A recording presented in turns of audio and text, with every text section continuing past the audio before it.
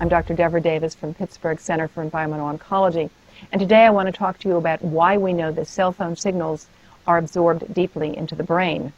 Studies have been done that have modeled how the phone gets into the brain. They've been done by the cell phone industry, and here's what we know.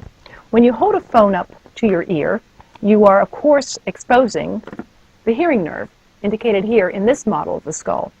But we also know from other studies that have been done by the cell phone industry that the phone signals are absorbed very deeply into the brain, and you see here they're absorbed much more deeply into the head of a 5-year-old than they are into the head of an adult.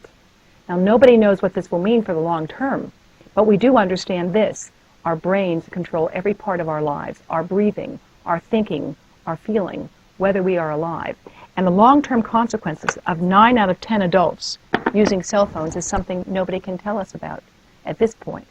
But new studies from Sweden just released last week at the Royal Society by Professor Lennart Hardell, a distinguished oncologist from Sweden, have found that those who began using cell phones before age 20 have 5 times more brain cancer by the time they reach their late 20s. This is, of course, very worrisome. That is why we don't want to wait for more proof on this issue. We want to take simple precautions to reduce our exposure to cell phones while we continue to study the problem. And the Center for Environmental Oncology website has information about how you can use cell phones more safely. For that information, please look at preventingcancernow.org. Thank you. I'm Dr. Devra Davis.